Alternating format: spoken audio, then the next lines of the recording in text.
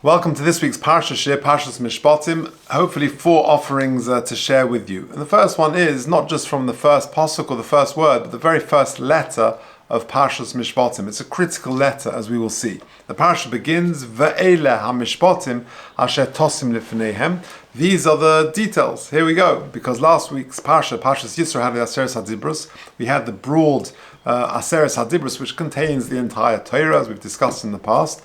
And now we have the detail, Ve'ele ha-mishpatim. But the Torah could have begun, Eile ha-mishpatim. Why Ve'ele ha-mishpatim? Says Rashi, Ve'ele moisif ala rishonim. That the Vav tells me that we're being moisif ala rishonim. We're connecting Parshas Mishpatim to last week's Parsha, Parshas Yisro, to tell us that Maha rishonim misinai af elu misinai. That just as these were from the Rishonim, were from Sinai, i.e. the Aseres HaDibros. Well, so too these. Mishpatim is also from Sinai. It's also God-given that these laws, which primarily deal with interpersonal mitzvahs, with business laws, financial matters, sensitivity to other people, etc., all of these halachas also stem from Sinai, from HaKadosh Baruch Hu directly. And that, as we mentioned in previous years, there's a famous Baratanur at the beginning of Pirkei Avos. The first Mishnah in Pirkei Avos says, Moshe kibul Torah Sinai, on Masr Yeshua, Yeshua Lezakenim, Lezakenim Levim, Levim Masr Lanshkan Sagdoila. And the Baratanur says, why do we need this introduction over here? That introduction of Moshe kibul Torah Sinai could have been an intro to any Masechta in Shas. It's true for Baba Kama, as it is for Ksubas, as it is for Yevomas, as if any Masechta. Why Dafka Pirkei Avos? Says the Baratanura, Oima Ani, Lefi Shemesechah Zu, Einem Yosedes Al Pirush Mitzvahs, Mitzvahs HaTorah Kasham Masechtas Sheb Mishnah. Because what's unique about Pirkei Avos is that it's not rooted in a specific mitzvah. You've got Shabbos, you've got Eruvin, you've got Psachim, you've got Megillah, you've got Ksubas and Yevomas. They're all to do with certain mitzvahs and certain themes. Mashen Kain here, there's no mitzvahs about which Pirkei Avos is revolving around. Ela kulam musarim umidas. It's all to do with musa and with having good midas. V'chachmei umas ha'olam gam kein chibur sfarim. And the Gentile world, the Chachomim in the non-Jewish world also come up with laws of ethics and morality. They also come up with laws of ethics. And therefore here, specifically in Pirkei Avos, the Tana begins, Moshe kibul Torah misinai. Lo melecho. Shehamidas v'hamusarim shebezu hamasechta lo badu oisom chachmei hamishna belibam. The Chacham didn't make these laws up by themselves. Ela af elu nemer b'sinai. That all of these musa, all of the ethical advice and the body of Torah, which is musa, which is midas, as contained in Pirkei Avos, is also from HaKadosh Baruch Hu, given to Moshe Rabbeinu at Har Sinai. Now, there is a beautiful piece by Reb Zevin, Reb Shlomo Yosef Zevin. He says the following idea. Take a look at the third box. If you're listening online, please email me at j.golker@gmail.com. Says Reb Zevin, V'hu sha'omru. The Gemara says in Shabbos, Kol dayan shedon din emes la'amitai. Any dayan who paskens honestly, accurately, according to the emes of Torah, Naaseh shutav l'HaKadosh Baruch Hu b'maaseh bereshis. He becomes a partner with HaKadosh Baruch Hu in the creation of the world. Now, mimash mishanema emes la'amitai. When it says emes la'amitai, shoymim onu sheyesh emes she'ein la'amitai. There's emes and there's emes la'amitai. What's the difference?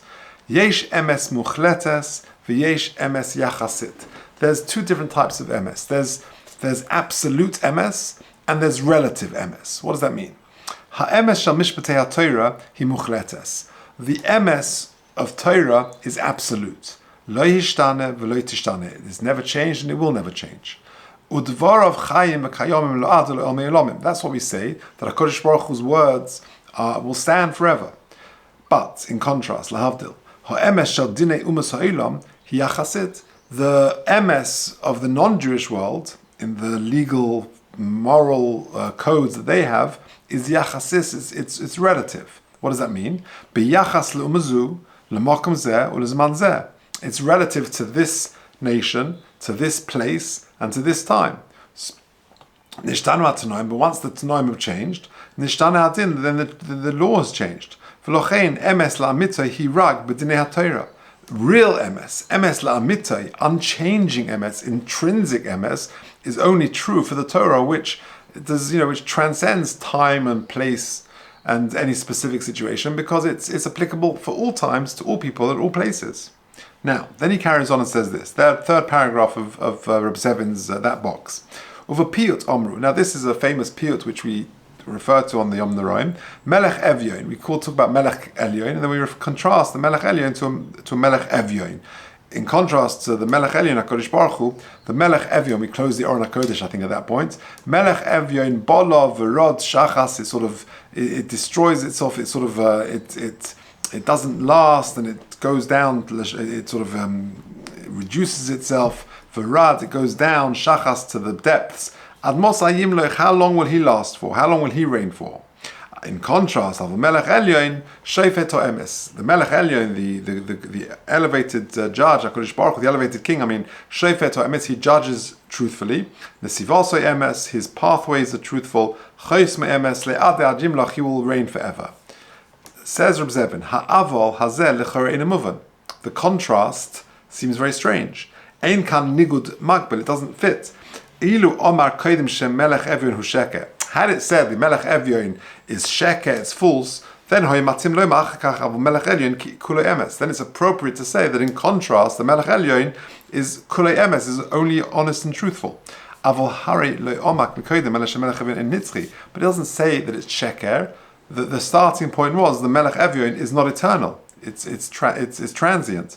So why is the opposite emes? Elo shehu hadova. This is pshat. Rak ha'emes hamuchletes hi nitzchis. Only absolute truth is eternal. La'adeyat ha'amitzios ha'yachasios hein zmanios. But relative truths are temporary. Melech Evyon kashem shuzmani. Just like a temporary king is by his very definition temporary. How long are you going to reign for? So too all his laws and his judgments are temporary. Melech Elyon, who's intrinsically emes, then therefore his chukim and mishpatim are forever, and he will reign forever because it's intrinsically truthful. And that's pshat. That's pshat that all of these mishpatim are not man-made; they're coming from HaKadosh Baruch Hu, and then and as opposed to the Umas Ha'olam, and therefore Magid Rav Yaakov Chukov Mishpatav L'Yisrael. That all of these halachas, as contained in this week's Parsha, therefore are emes la'amitai, because they're coming from Sinai, from HaKadosh Baruch Hu, and that's a very important point.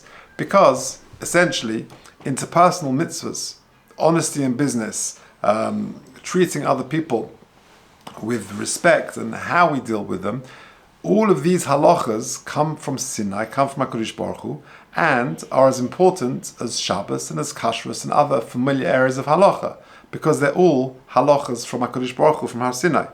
And a person, therefore, who can absorb this and internalize this idea that how we treat other people, our sensitivity to others, and interpersonal mitzvahs, they're all coming from HaKadosh Baruch Hu, it changes everything, because these are not man-made. This is also part of Torah. It's a holistic application of Torah. I came across a story recently just to show us the heights of by which a person can achieve if he understands that ve'ela mishpatim, everything comes from Sinai. Not just the Kashrus and Shabbos, but all interpersonal things, bein adam lechavero as well, then a person will rise to tremendous levels in bein adam lechavero. So the story I heard was of the Chofetz Chaim. It's nice to come across a story of the Chofetz Chaim that is unfamiliar. We're also familiar with the stories of the Chofetz Chaim. But I saw this in Rabbi Avi Wiesenfeld's Sefer. He quotes a lovely story that the Chofetz Chaim, someone gave him a gift of a very fancy pair of gloves. Eastern Europe, it's cold winters. He gave him a leather pair of gloves with fur on the inside.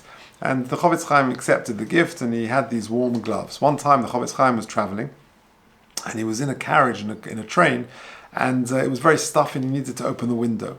And he was traveling with a companion. He was trying to open the window. It was jammed, very, very stiff, and he couldn't quite open it. And the Chofetz Chaim persevered, and eventually pushed the window up. and it was a fast-moving train, and the gust of wind blew his glove, one of his gloves, straight off, and it flew out of the window, and he's lost it. Straight away, the Chofetz Chaim took off the other glove and threw it out the window. Why? The companion looked at him and said, "What are you doing? Why did you do that? I understand the first glove you lost, but why did you throw the second one out straight after it? At least keep one glove." Said the Chofetz Chaim, imagine the guy finds it. What use is, why should he have one glove and I'll keep one glove? At least let him have the second glove. Let him enjoy both. Now, who thinks of that? The instinctive response to losing the glove is not frustration, irritation, which I don't know about anyone else, but no doubt that's how we would feel, I would feel. But the instinctive response is, let this guy who finds it have the second glove as well. A person who appreciates ve'el ha-mishpatim, that the whole body, not just of ben adam l'mokum, but even ben adam l'chaveru, all the interpersonal mitzvahs, the business halachas, the financial mitzvahs, how we treat other people, understanding that comes from Sinai and are as important as Shabbos and as Kashrus and all the ben adam l'mokum halachas, that will help us raise our game and understand and enhance our own ben adam l'chaveru. Okay, let's continue. Now, this is a beautiful piece that I saw, just a paragraph in the Nesiv Shalom, a really magical piece. The Gemara says in Baba Kama, a famous Gemara, this is on the paragraph 2, the first box. A person who wants to be a chassid, a pious person, again, of course, doesn't mean a chassid with a triman and white socks. This is the Gemara written 1,500 years before the emergence of chassidim. But this is talking about a person who wants to be a chassid, a pious person. What should he do? How can you become a chassid? Lekayim, the Gemara says 3 possibilities. Number 1, Lekayim milid nezikin. He's got to be very scrupulous in the halachas of nezikin, financial matters. Rav Oma milid avos. He should be careful in Pirkei Avos. He should learn Pirkei Avos well. V'amrila milid brachas. Or he should learn brachas. Says the Nesiv Shalom. V'tzarich bio. It needs an explanation. To bishlem milid avos or milid brachas. I can understand to become a chassid that you need to learn Pirkei Avos, you need to learn the halachas of brachas, muvan hashaychas shelohem. I can understand the connection of Avos and brachas to becoming a chassid, a pious person. Because shelohem lahayman tebolim avechasida. A person wants to improve and become a chassid, learn Pirkei Avos, internalize it, you'll sharpen your ben adam lechaveiro. The brachas as well, that creates a very strong connection between you and HaKadosh Baruch Hu when you're focusing on your brachas. I can understand that's these are avenues to become a chassid. But why should milid nezikin, learning Baba Kama, help you become a chassid? Why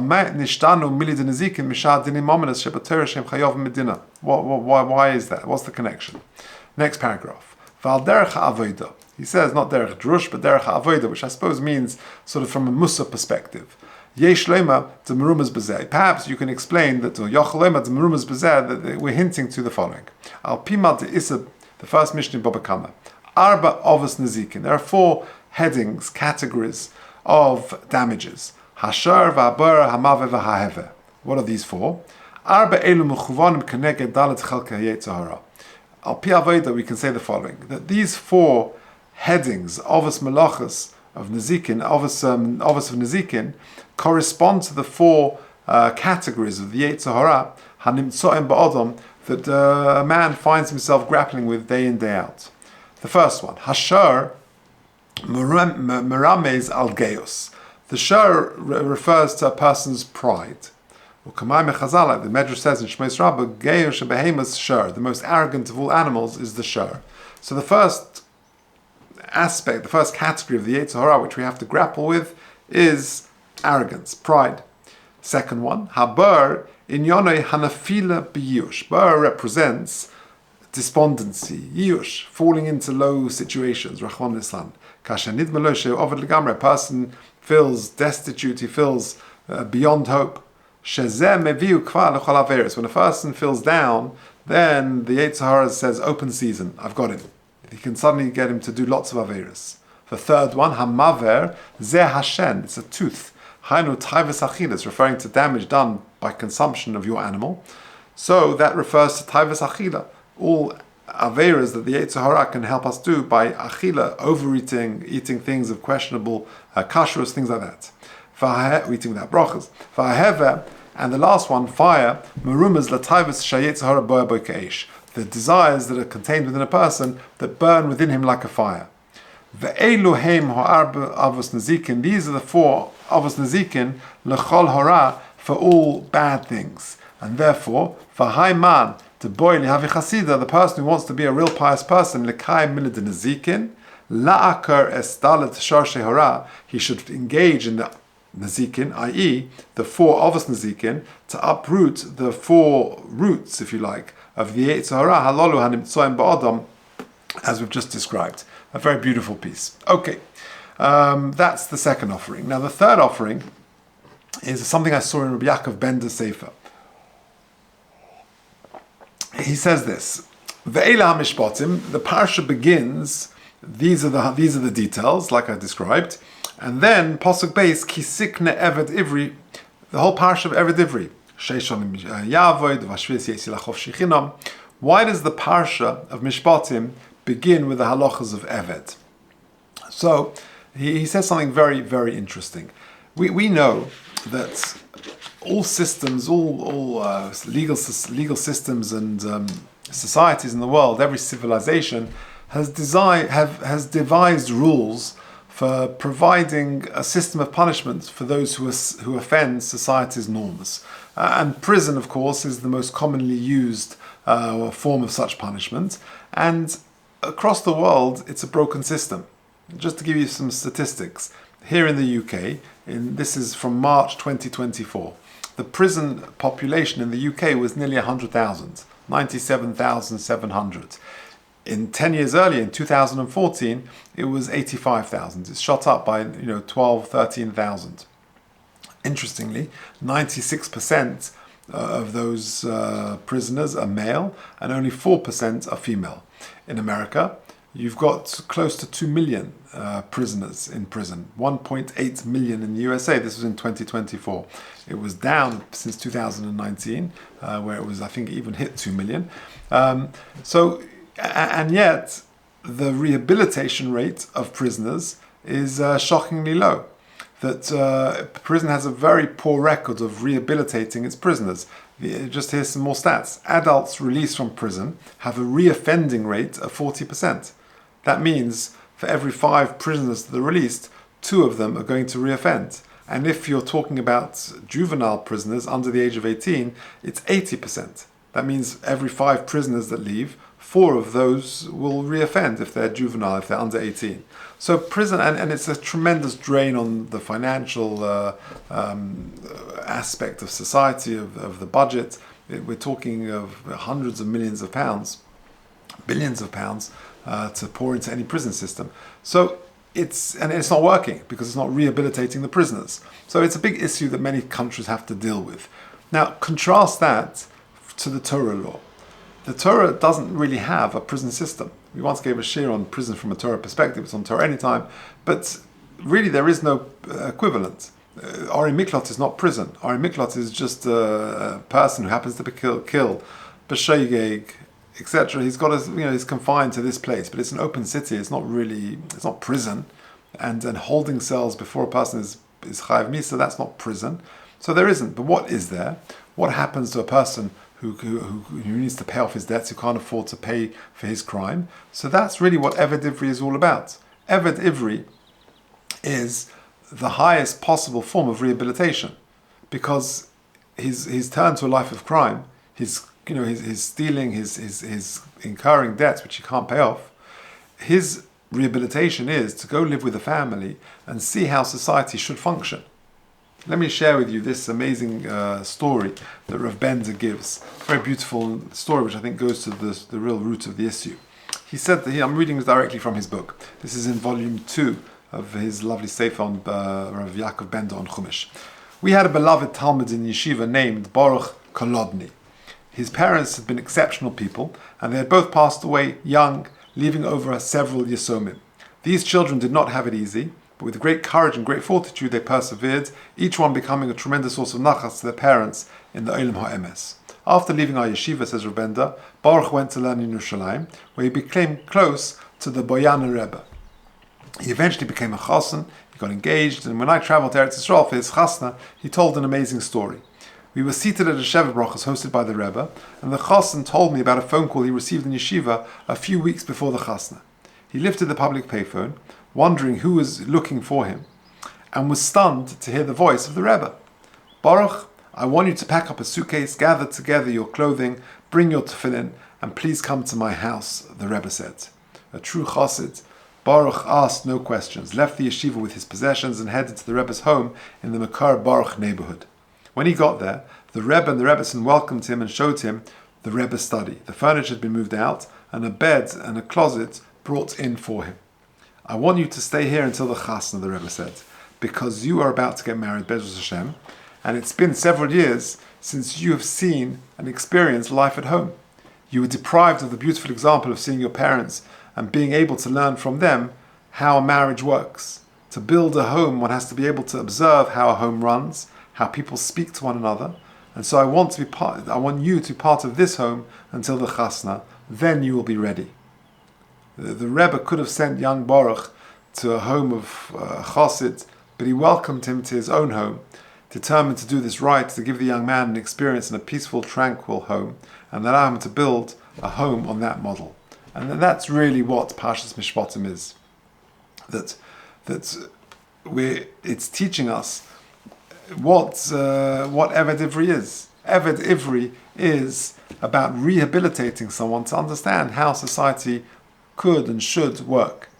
That's really the idea of the rehabilitation, if you like, of the Eved. Now let's just finish off with one final idea. I want to share with you a remarkable story, again, a beautiful story. This idea I think we mentioned once in the past, but it's a very interesting Peleyoitz, and the Mesilas Yesharim says the same thing. In Parshas Mishpatim, you've got the famous words, Midvar Sheker Tirchok. Distance yourself from matters of untruths. Says the Peleyoitz, Umishi yesh bei midazel ledaber shkar milvad she'ova ma she'omra Torah midvar sheker tirchok v'ein shegadol tzei ulamad shelo nema b'shum aver loshen harchok k'mei bezu. It's fascinating when it says, I don't know, keep Shabbos or don't eat treif or don't speak lashon hara. It just says don't do these things. But when it comes to sheker, it says midvar sheker tirchok, run 100 miles. It doesn't have a lashon of harchoka to distance yourself from it. So you see the primacy and the fundamental aspect of truth in this week's Parsha. Now, the Sfas Tomim, which is one of the Sfarim of the Chavetz Chaim wrote over 20 Sfarim, and one of them is a beautiful sefer called Sfas Tomim. And he goes a little bit further to explain the importance of MS from a Jewish perspective. Vehine, listen to this, the last box on the page. Yodua me'azoh HaKadosh, she'shiva dinin ovrin ala adam. This is quite scary stuff. There are 7 levels of din that a person will encounter until he'll get to his final resting place. Who can estimate the intricacies and the power, the depth of each judgment and each level? And then, eventually, after all 7 levels of din, if a person has gezel, theft, money which did not belong to you, in your hands, lo yanichuhu hakruvim, shomrei hapesach likonis legan eden. The kruvim, the shomrei hapesach, are standing on guard to Gan Eden, will not allow you entry because you may have passed the 7 judgments, but you're holding money which didn't belong to you. Al mekome b'shum ofen. Rak yanichel merochik liras mekome, that allow you to watch from a distance. Im yesh lo zechus gedole, if you merit it and you have a lot of zechus to do that. But they won't allow you entry to dwell there permanently. And the neshama will cry bitterly because the only way to do it is to come back to this world. To come back, to be reborn again, and then to die, and to go through chibat hakever, the decomposition of the body again, v'shadinim, and the judgments again, who knows if he'll succeed next time around. So you see that the severity of the sin of Gezel and entry into the Gan Eden is highlighted by the Chazan, by the Chavetz Chaim. So last time I shared a different story, but I want to share with you an amazing story about a difficult form of return. And this is from the Shimon Finkelman Sefer from Sfas Tomim, Lessons in Truth, amazing Sefer that sort of summarizes Sfas Tomim and Sefer Shem Olam. Listen to this remarkable story. Rabbi Yosef Chaim Sonnenfeld, the legendary Rav of Yerushalayim in the early part of the 20th century, related the following story, which he heard directly from his Rabbi, Rabbi Shiur Leib Diskin. When Rabbi Shiur Leib was Rav in Kovno, a resident there experienced a terrifying dream. His father, who had died the previous year, appeared to him and told him that he had been reincarnated in a black bull, which was owned by a certain Gentile some distance from Kovna. In the dream, the man's father ordered him to go and buy the bull, adding that the owner would ask 80 rubles for the animal, but that he would settle for 40. After buying the animal, the son was to bring it back from Kovna, have it slaughtered by a God-fearing sheikhit in the presence of the Rabbi, Shiur Leib, who would answer Amen to the sheikhit's bracha. The Rav was to eat some of the meat, and the rest would be then distributed amongst the Jews. Only then would the father's soul find eternal peace. Although this dream was repeated on 3 consecutive nights, the man paid no attention to it. Sometime later, however, the man was davening in shul when he collapsed in a faint. After being revived, he explained that he had seen a vision of his father, who had again commanded him to go purchase the bull and have it slaughtered. The people in the shul accompanied the man to the Rav's house. Rabbi Yeshua's Leib held a private conversation with the man in which he related the entire episode. The man was impoverished, so Rabbi Yeshua asked the people if they would provide money for the purchase of the animal, and they readily agreed. Rabbi Yeshua Leib instructed the man to purchase the bull on condition that its description, price, location, and owner all tallied exactly with the dream. The man took the money and went to the specified town and found the Gentile. The Gentile said that he had a bull which fit the description, but it was extremely, it goes to the back. It was extremely wild and dangerous, and to approach it would endanger one's life. If he still wanted the bull, it would cost him 80 rubles. The Jew offered 40 rubles, and the Gentile quickly accepted. The Gentile advised the man to hire several men to transport the dangerous animal, but the man declined. To the utter amazement of the Gentile and his friends, the Jew slipped a rope over the bull's horns and led the now tame animal away. The bull was brought to Kovna, where it was slaughtered by a God-fearing sheikhit in the presence of Rabbi Shiur Leib. A portion of its meat was given to the Rav, while the rest was distributed amongst the city's Talmidei Chachamim. It's a remarkable episode from the Ish HaLachama, the Garden of Jerusalem.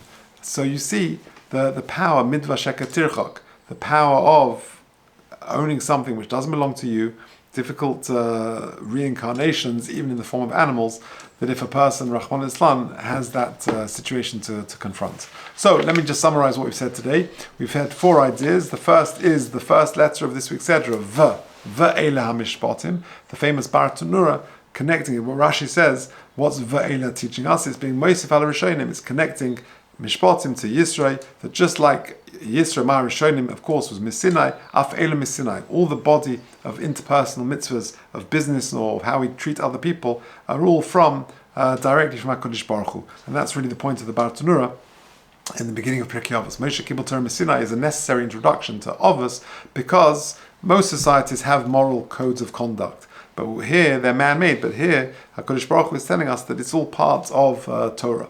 And that's really what Reb Zevin says, a very, very beautiful piece of Reb Zevin, distinguishing between emes and emes la'amitoi.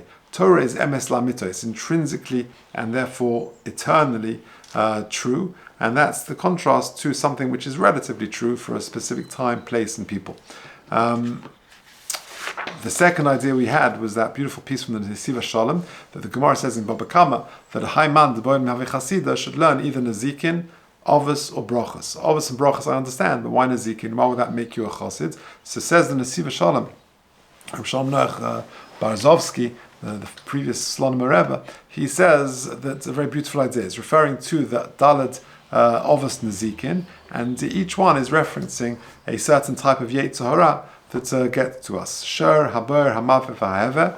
The Shur refers to pride, arrogance. Ber refers to Yush, despondency. Mave refers to Taivas Achila. And Hever, fire, refers to the taivas that are burning inside a person. And therefore a person wants to confront those 4 Avos Nezikin, as it were. That's how he becomes a Chassid. Then we discussed lessons from an Eved. Why does the Parsha begin off with the halachas of the Eved, what's it teaching us? So the contrast is how to rehabilitate a person, to see the beauty of and the honesty of Jewish life. That is the most effective rehabilitation of an Eved to pay off his debts. And lastly, Midvar Sheker Tirchok, the Peliyotes, the Mesilas Yesharim, both say that why does the Torah frame it in this way? To distance yourself from Sheker. It doesn't just say don't lie.